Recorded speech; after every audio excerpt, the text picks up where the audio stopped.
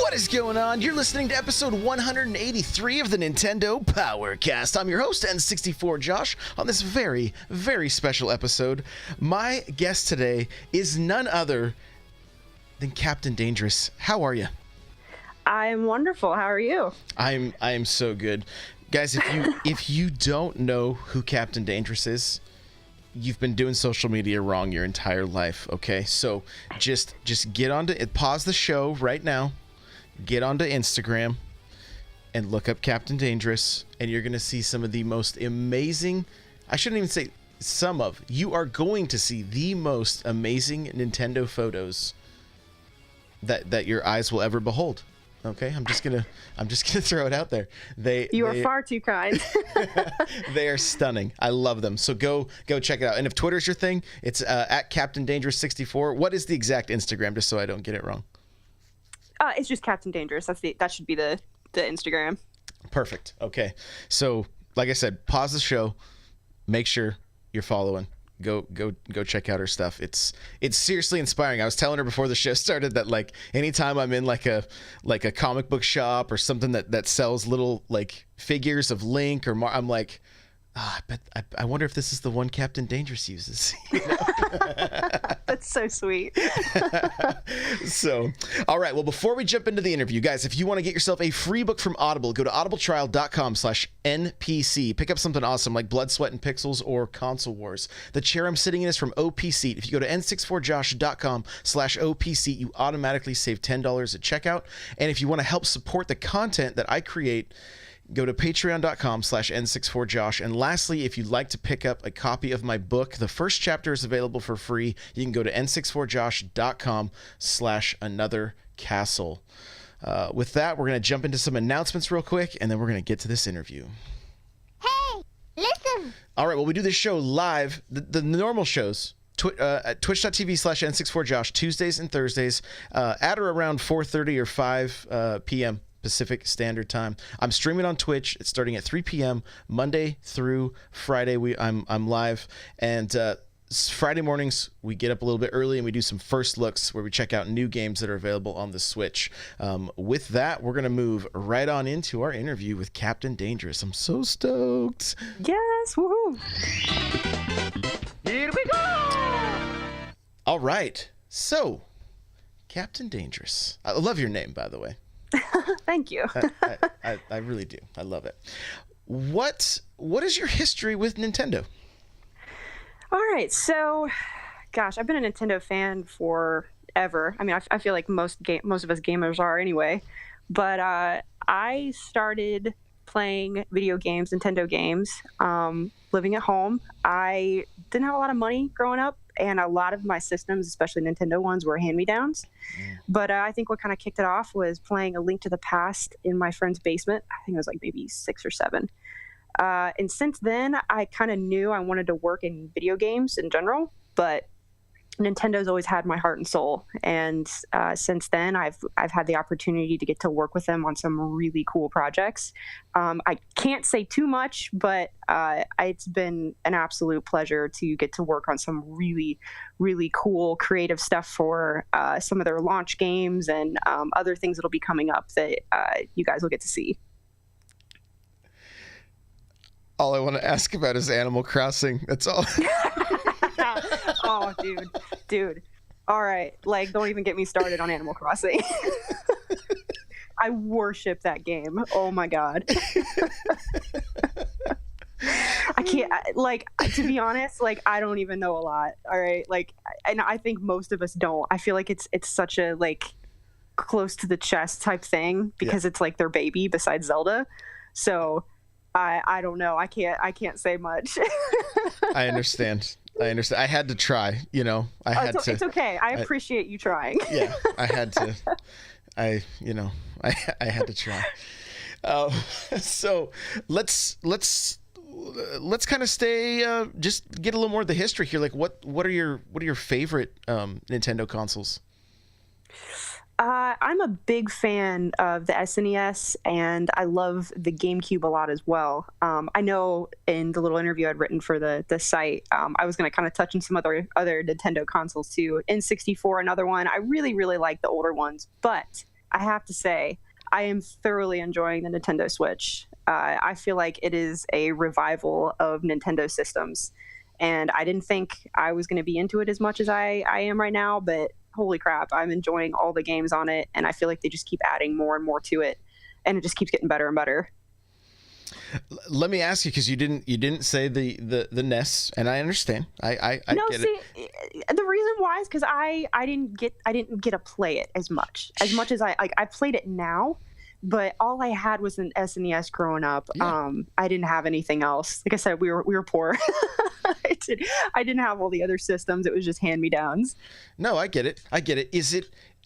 Are there any games on the NES that you enjoy now, or do you feel like I feel like if for a lot of people, if they didn't grow up with those games, a lot of them didn't age well, right? I mean, you got some staples like Super Mario 3 and stuff like that, but and I feel like the NES gets kind of hated on a lot. Well, I should say now, so just because the games are a little bit dated, but I mean there are some classics on there that I just they're difficult to play, but I have such a respect for them just because it was that time period where gaming was just kind of starting to become a bigger thing, and I feel like it kind of laid the groundwork for all the games that we have now today.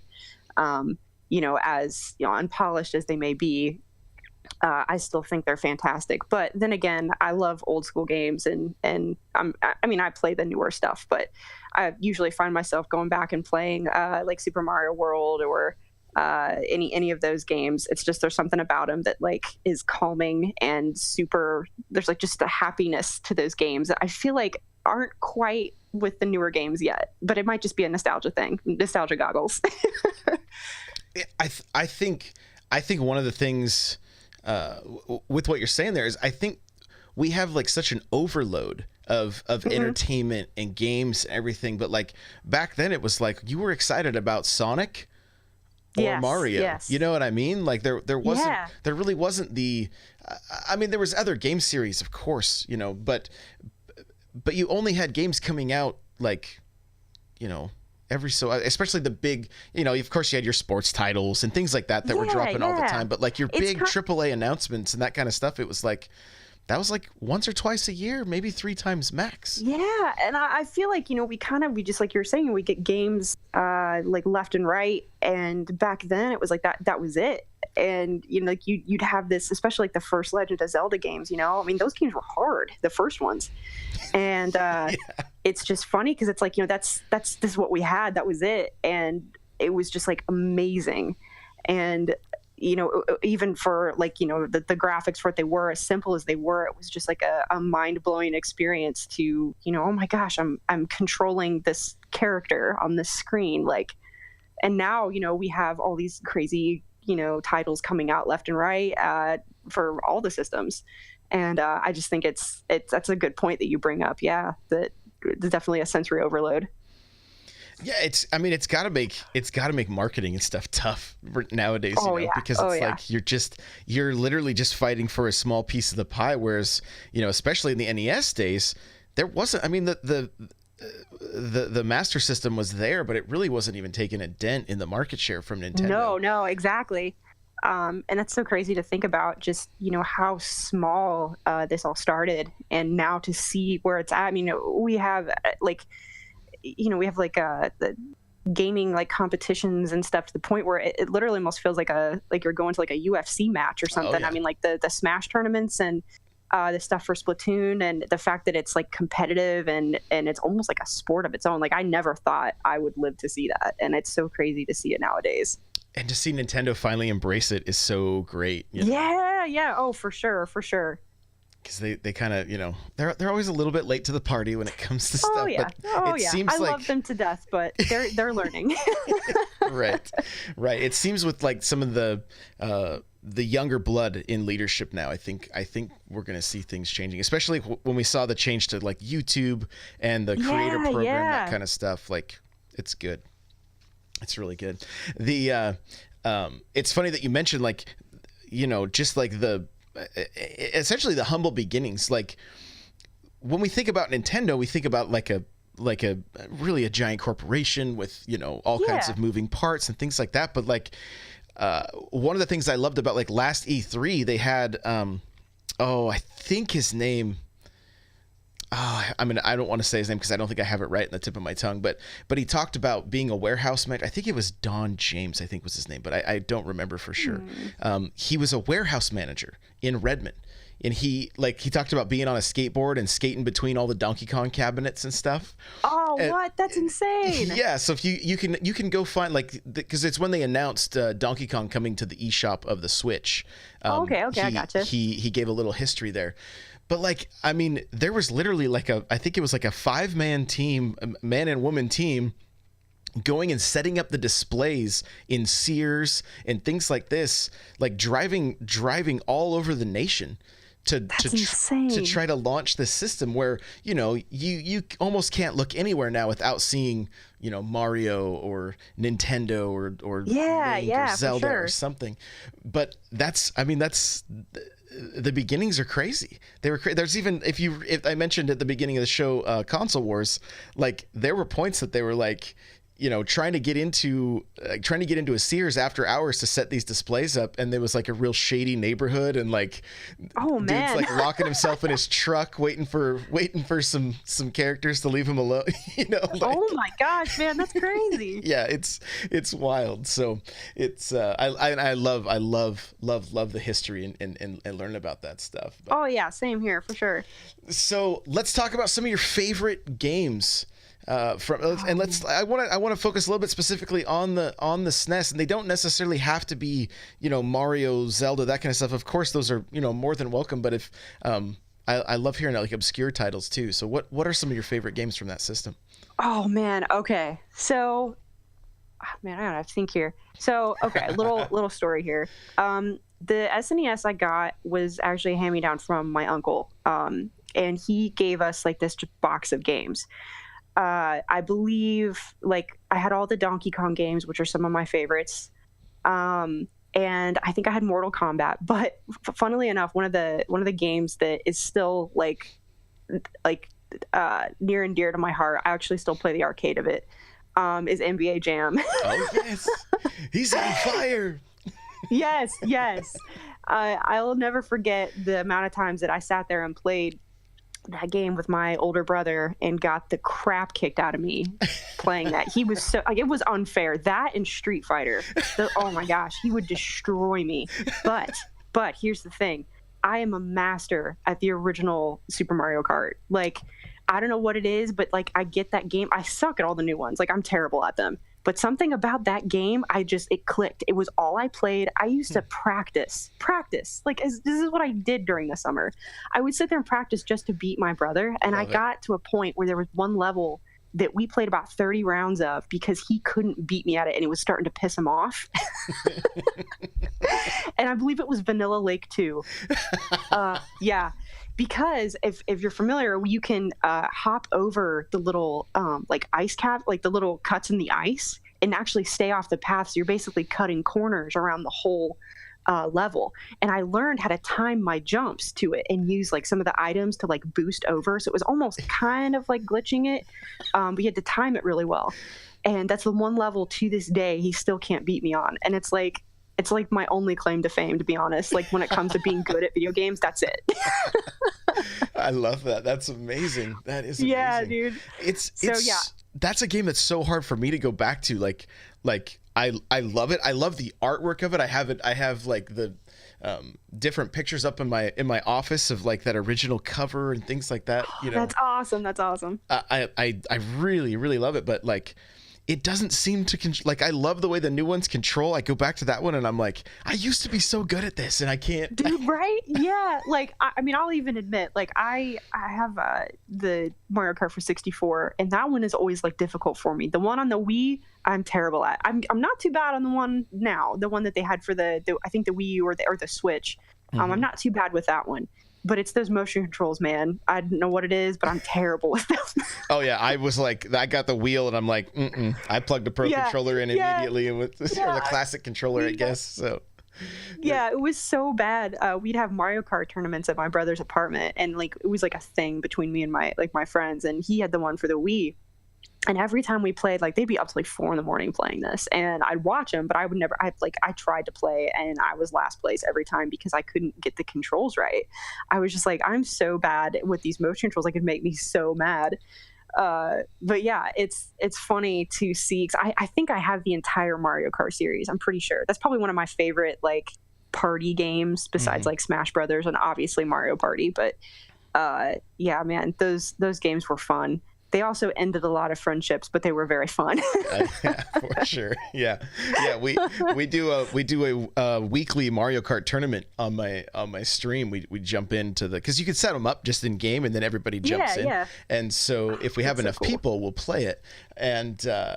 And yeah, you're just like, I'm seeing all caps in chat from people like, I was in first and I got ninth, like. Yes. Oh man, Mario Kart is unforgiving. It is.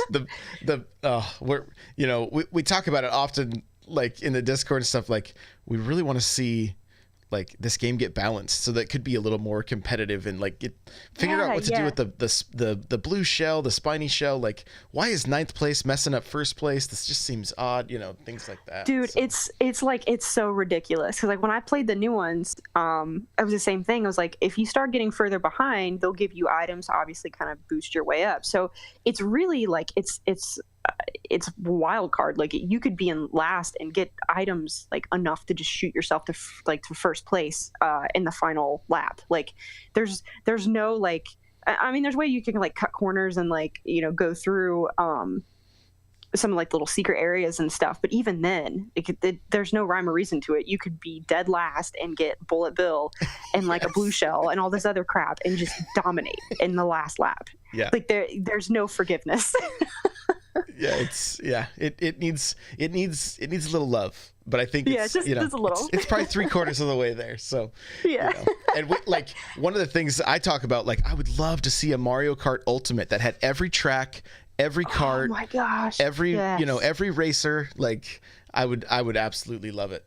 And oh yeah, that would be amazing. So we'll see. Fingers crossed. We got to get through Mario Kart Tour on the phone first, and then we'll see what the Switch holds. So, what are some of your favorite Nintendo memories? And maybe beating your brother at Mario Kart was it? That is actually one of them. So you can tie that in there. Yeah. I have to say one of my favorites. So my little brother's 10th birthday, we did a lot together. Him and I, our thing was always Zelda. And when he was younger, he grew up more on the GameCube kind of side of things, a little bit more on the Wii, just because I had saved up enough money mowing lawns and like working for neighbors to buy a Wii. And I got that so I could, play some of the GameCube games too. And Wind Waker was the game that I got, and him and I both played through. And it was like something he loved. It was just always been like our thing has been like Toon Link. And for his 10th birthday, I remember telling my mom like, hey, we should like throw like a cool like Wind Waker themed birthday party. And I was like, I can make all this stuff, and I think he'll love it. And so what we did is like I actually put together a treasure hunt. We lived out in the country, so we had some land. And I made the treasure chart from Wind Waker, like straight from it. I drew a little map of like our yard and had like little clues for like where little chests and stuff were. Yeah. And we all dressed up. I dressed up as Tetra, and they dressed up as the pirates. And I had all like the Wind Waker music. I actually had a potion shop on the counter that was for like drinks and stuff. And I had a little speaker over there that played the shop theme from the game. And I even had like I'm trying to think of what it was. It's the octopus game. I made that with water balloons, I think is what I did. Man, I'll have to see if I could even find pictures. I'd love to send them to you. That'd be awesome. Pretty great. But anyway, they had like a little treasure hunt, and they went through the yard, and in the treasure chest, I had bought him a DS so he could play some of the other games. It was a blue DS. And he's like, I remember him opening that chest and like the look on his face because he had no idea. Yeah. And again, my little brother's only 10, and I remember him like tearing up, and like that to me has stayed with me like my entire life, is that moment of just seeing pure joy on someone's face, getting a console or whatever. Like it was just so cool. And my brother now is getting ready to graduate high school, and he still remembers that. Oh yeah. He talks about it all the time, and like, like it almost brings me to tears just thinking about it. Like, that's so cool that being, back then I was like, oh, this is something silly and fun, but he still remembers it. And I think that's probably the top favorite video game memory is that, for sure. Yeah, that's amazing. That's so cool. Like, it literally got me it's so funny that you said or that it happened with the DS, because like we got my son, this was very interesting. He had told me he wanted a DS for Christmas, right? Yeah. And then we were kind of messing with him, like, hey, things are kind of tight. We wanted to make sure we could surprise him. So then he was like, oh, I just want a bunch of Hot Wheels and stuff then, right? Like, he totally changed. And we're like, you're sure? Like, we wanted to make sure we got him what he wanted. Yeah. Well, then he got, we ended up taking the DS back, and, anyway, so it was kind of weird. Well, then we talked to him. He's like, oh, I was just doing that because I thought things were tight. Like, he literally, right? I mean, he's an amazing kid.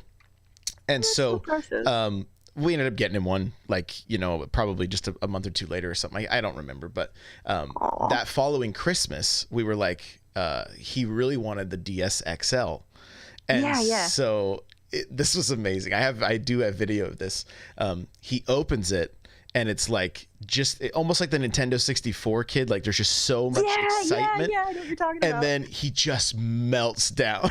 Like, he's just like, it was like overload. And I love it, because there's so much joy there. And he was so very excited about it. So. That's so sweet. That's awesome. We recently found the video, so we were all having a really good laugh at it, because he was probably 10 great. now, and he's 16 now. So it's pretty funny. So, but it's amazing what like, just the and what's funny. I'm actually working on a new book, and it's called "Video Games: The Best Wasted Time." And a lot of it is I like the title. Nice. A lot of it is looking at those kind of things. Like, some people assume, I think people that aren't gamers sometimes they don't understand. They don't get that it's like, this isn't just about jumping into a piece of media and consuming it, right? Yeah. It's like, we tie it. I mean, you made an entire, like, that's one of his most, like, probably one of his fondest memories at this point in his life. And it's all tied to, how you were creative with the adventures you'd gone on with Link and Zelda and that kind of stuff. You then turned into something that was, kind of magical. And what's so crazy, honestly, just thinking back now, I feel like, because, I used to build props and stuff from video games. I mean, I when I lived at home, and I was probably 13 or 14. I used to make props from, it was back when like Twilight Princess was big, and some like Monster Hunter and that type of stuff. I used to actually build some of the props from the games, and that's kind of what's kickstarted me making like I just make it in miniature now, but like that's kind of what kickstarted it, is that I loved creating those worlds, taking a piece out of that video game and putting it in real life. And I think because seeing the joy that it brought my little brother and his friends and stuff like that, I used to babysit a bunch of kids on the weekends, and they used to always come in, rush in, and be like, "Oh, what are you making now?" And we used to dress up and pretend we were the characters from the video games, and like we were exploring. We had woods by us too, so that's kind of where we got like the whole like Lost Woods Zelda kind of feel and everything. And and again, to this day, those kids who are my gosh, like getting ready to either graduate high school or going to college still remember that. And I think video games and just that media in general have such an impact on kids. Especially with Nintendo, I feel like it's just, there's something special about the way Nintendo relates to characters and to like creating video games. There's just something about the way that they do it that impacted me so much. I love all three consoles. Like I love all the systems and everything, and I love all the companies, and I think all of them create such amazing video games. But Nintendo just has always been something special to me. in the way that they do stuff. There's just this magic to it, and they put so much time and care into their games. And I know a lot of times their stuff gets delayed, but I always feel like it's worth the wait. And it's so cool to see people talk about, hey, I used to play this, when I was a kid, and like hear all these stories and stuff. It's just so awesome.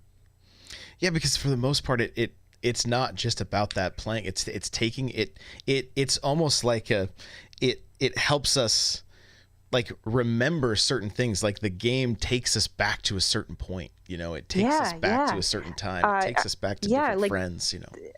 Yeah, for sure. Like Zelda, and just like the Nintendo stuff in general, but like Zelda got me through an extremely, extremely tough point in my life. Same with like me starting to take pictures and toys and stuff. I started this just as a way to cope with depression. I've gone through some dark stuff, and this was something that really helped me kind of focus on something that was positive and creative, and something that brought joy to others. And, I started this not with the intention of, I never in a million years thought I would be here where I'm at right now, where I've built a career out of taking pictures of toys. Like, I it sounds weird to say, like, what do you do for a living? And you're like, well, like, it's just so insane to me. But I wanted to prove to people that you can go for something that's completely the opposite of what most people do, gaming wise. I know that there's a lot of the mainstream stuff, and that's totally fine if that's what you want to do. But I wanted to prove that you could do something creative and bring something different to the gaming community in a creative and positive way than kind of doing what everybody else wants to do, and that you could make it a career. You could make it your life. And when stuff started to kind of pick up with what I was doing, I realized I was like, this is possible. Like I can do this. And I mean, I'll tell you, I have been through so much stuff to get, where I'm at. But it's been worth it. And, for anybody who's pursuing that in a career, whether it be, video games or art or whatever, like, don't give that up. It's gonna get tough. It's gonna be super hard sometimes. You're gonna want to quit. But don't. It's okay to take a break. It's okay to like chill and stuff. Like don't stress yourself out. As I say that to you guys, as I do it to myself all the time. But really, like, go for your dream. Go for your passions. Like, it's whether it works out or not. Would you rather have said that you tried, or just play it safe? I guess is kind of what I've always lived by. I didn't mean to get off onto like some super deep topic, but it's just something I felt like needed to be said. Yeah, no, for sure. I want to dig into it a little bit more, but I have one other pressing question here that we have to answer before we can.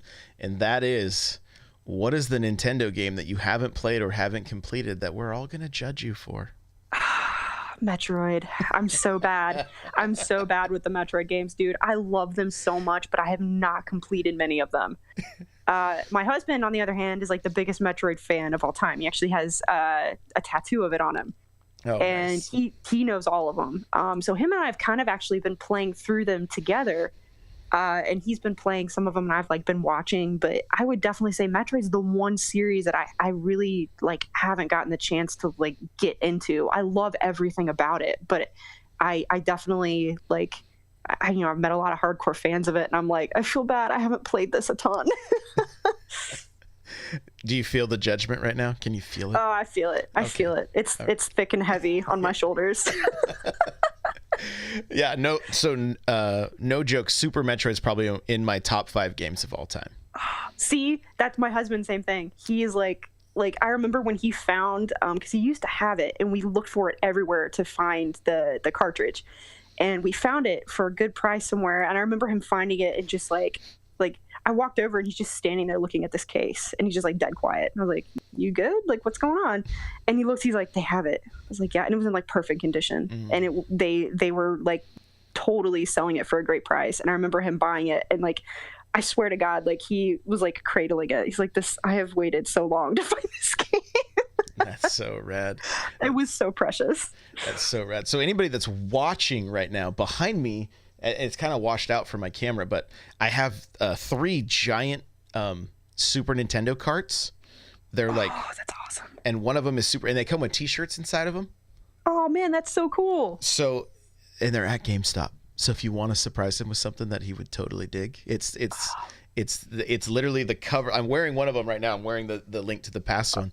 Oh man, yeah, they're like, I'm gonna have to hop on that. it's like $20, you know, you can get it. The t-shirt is just the cover of the game, but then you can hang the carts. They have holes in them. So that's so cool. Yeah, they're really cool. Really cool. Okay, well, let's change gears a little bit and we'll kind of get back, like, let's talk about, you know, we've mentioned that you're a photographer, you photograph like miniatures, and you've kind of mentioned, like, do you end up making a lot of the stuff you're shooting? Yes, I do actually. So some of the stuff I make a lot of it out of like polymer clay. Some of it is like wood and like just like really anything. I kind of will try any medium. Some stuff is honestly like household objects that I've either repainted or whatever that look like, hey, this kind of looks like it could be a miniature of this or whatever. Like, you get to a point where you're doing this so much that in like your everyday life, you start seeing things in like miniature where you're like, oh man, this totally looks like it could be this for, this figure or whatever. And it's like almost a curse, because like I'll be out like walking or at the store and I'll see something that is just a regular household object or whatever, but there'll be a piece on it that's tiny and I'm like, oh, this kind of looks like a miniature of this. And it's literally like almost annoying like how much I do it.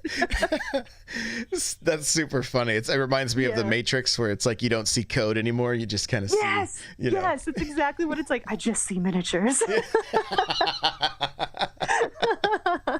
That's awesome. So and you're like incorporating this stuff, like, I mean, for instance, the photo I have up for people that are watching this on, or have up for people that are watching this on YouTube, it's Breath of the Wild Link with trees around him. He's in the snow and there's a little wolf sitting next to him. Oh yeah. So I know which one you're talking about. So the snow and stuff I use is actually, I mean, it depends. I'll use different types, but it's actually powdered sugar.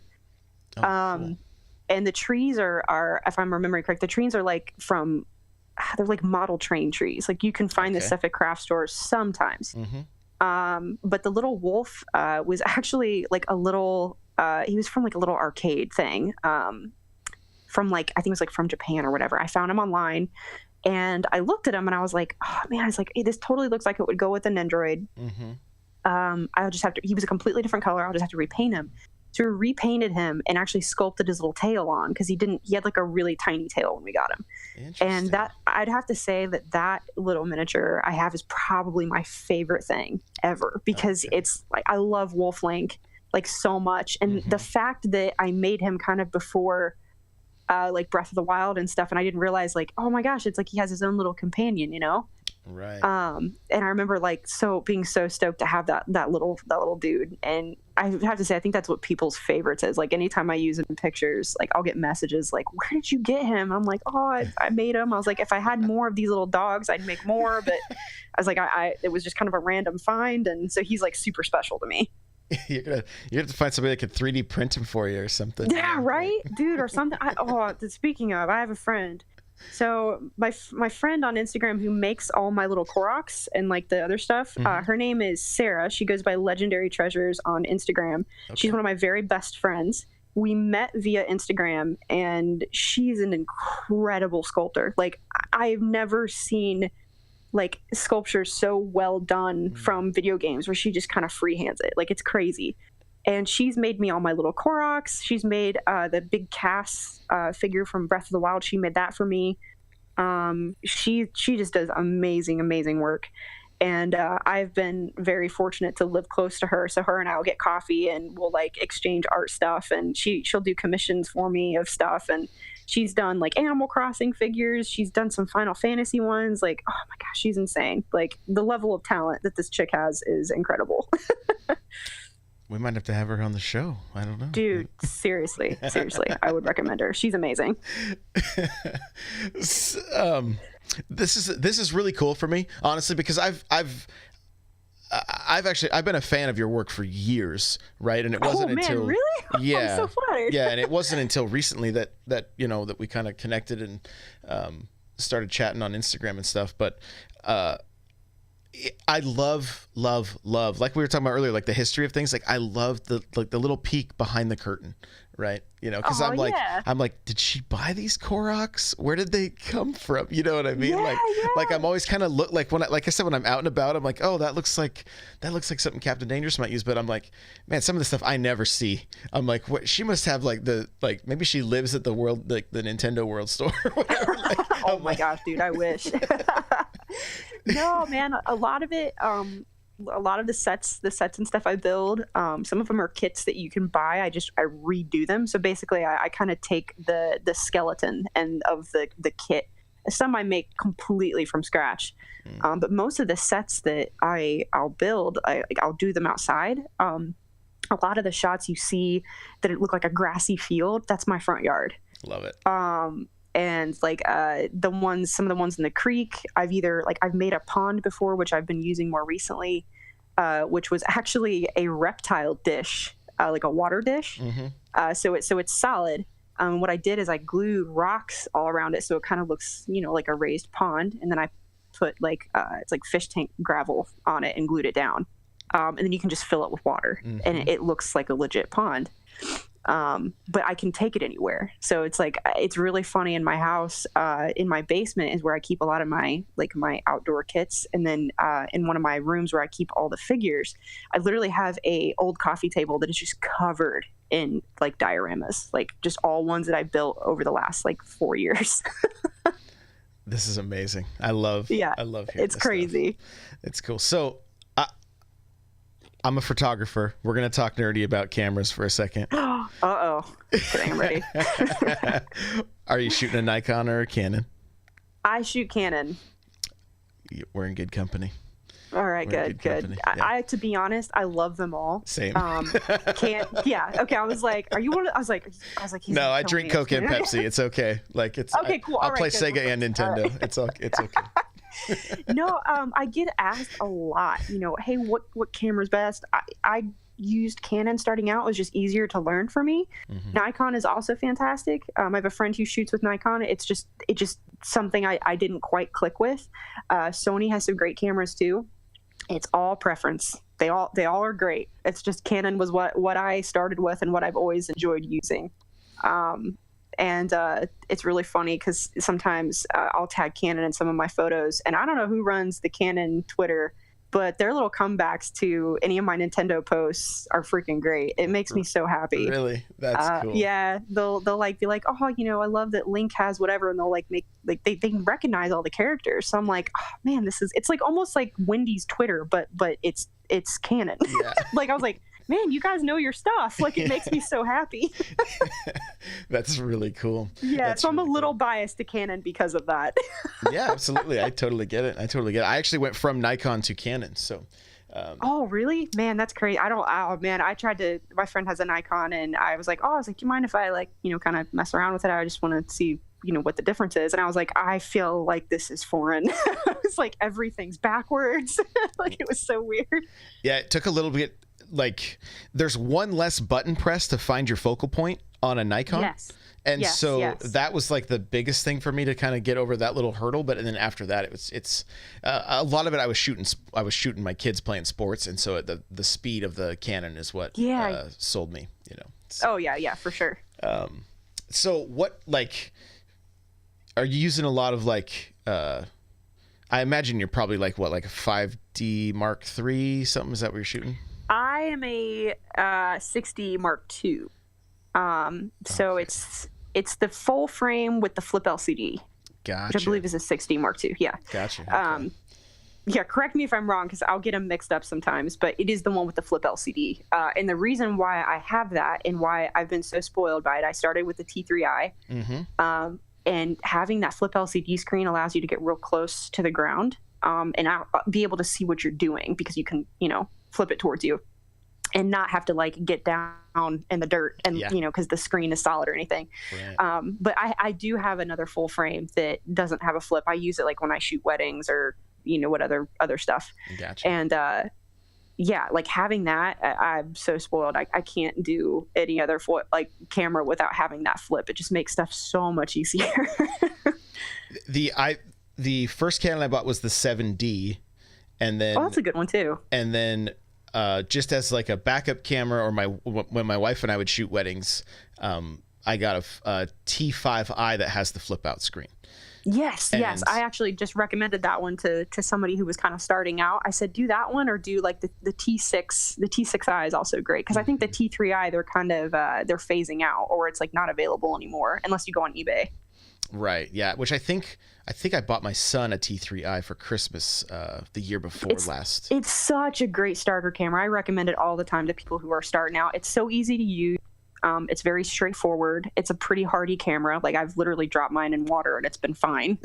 Oh wow! So they're pretty good for somebody starting out, and they're a good price. So it's usually what I either recommend, that one or the T6i. That's a bit of a bump up, but it's basically just like a more polished T3. Gotcha. And then so what kind of glass are you using?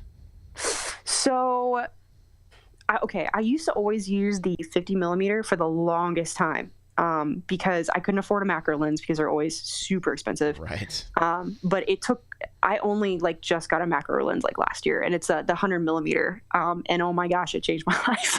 Yeah, I bet. It's so nice. Cause I can get the shots I would want to get with a 50, but I can then not instead of having to switch lenses, and I want to get like real nice close-ups of, like the minis or whatever part of the set, I don't have to switch lenses. And I think that's why, like, and one of my other buddies who does toy stuff recommended it to me. And he's like, dude, you got to get this. Is like, seriously, is like, it's life changer. And ever since I got it, I was like, I don't use any other lens. That's it. Yeah, I get it. I just went I have an 85 1.8, and then I bought some real cheap, they're like the little ring. You could throw them. I can't even remember what they're called. Oh yeah, right now, I remember. I don't know what they're called either, but I know what you're talking about. Yeah. Yeah. So that allowed me to get in, and I shot a bunch of Lego or their Mega Blocks for the game Destiny 2 or Destiny. Yeah. And shot a bunch of those with my son. And what was cool is we were able to kind of get action shots because of some of the pieces that they included. So it looks like that's awesome. In the game as a Titan, you can smash stuff, and that's like you jump in the air and then slam both fists down. So we have him because there was like this clear piece of plastic that would connect to his back, so it looks like he's jumping in the air. Like it was pretty fun. My son and I kind of just awesome. made an evening of it, building these things and then shooting photos of them, and it was a lot of fun. Oh, that's incredible. So, always fun. yeah, definitely. So, okay, well, hey, this has been a blast. Thank you so much for taking the time. I really do appreciate it. Oh yeah, of course. Anytime. I love doing this stuff. So I'm always down for, talking with people about video games. I could do it all day. Right. I totally get that. So, all right. Well, hey, where can people find you? You can find me on Instagram. It's just Captain Dangerous. Twitter is Captain Dangerous 64. And then Facebook is Dangerous Pixels, which is like my company name. But it's all the same stuff. Gotcha. For everybody using Facebook, Yeah, those like 5 people that still use Facebook. Just kidding. It's the one thing, like I tell people even on here, like I have the Facebook, but it's probably the one I go to the least amount because I feel I made one forever ago because there was Zelda pages that were like sharing my stuff on Facebook, so I just kind of made one for that. But yeah, I know what you mean. I was like, I made the page like probably 3 years ago with just because, and I mean, so it does pretty well because people can share on it. It's the same reason I prefer Twitter. That people share stuff or can share stuff on there a lot easier. Right. But yeah, dude, I know what you mean. Facebook was like, See Seven Colors from the Twitch chat's like, ouch, like, hey, no lack of love if you're on Facebook. It's just by the time you're on Facebook, we hate you. No, we don't. We definitely don't. I'm kidding. It's so much to keep up with, right? Between Twitter, sure. Instagram, it's like it gets crazy. So that's the biggest reason that I'm on there the least. So but right on, guys, make sure to go follow her. All of her work is seriously amazing. It'll brighten up your day when you check it out. Like her photos are more than just of toys. Like honestly, they're the kind of thing that like they just capture they capture a moment. Really, they capture like atmosphere. It's really, really cool. So especially when she uses some of the pictures of Link sitting by the fire, like Oh yeah. really, really amazing stuff. So make sure you guys are following her. If you guys want to follow me on Twitter, Facebook, Snapchat, Instagram, YouTube, Twitch, everything is N64Josh. Guys, you can check out articles on n64josh.com. The show notes for this episode that I will include a few photos of Captain Dangerous's work. It's going to be n64josh.com/NPC183. If you want to email the show, it's npc@n64josh.com. You got questions, comments, concerns. And if you'd like to get yourself a free book from Audible, go to audibletrial.com/NPC. The chair I'm sitting in from OPC, you can go to n64josh.com/OPC. You automatically save $10 at checkout. Guys, I do have a Patreon if you want to help support the content I create, patreon.com/n64josh. And I got a bunch of new shirts in the store. If you go to n64josh.com/store, you can check them out there. Thanks for listening, guys, and we'll see you in the next one. Bye now.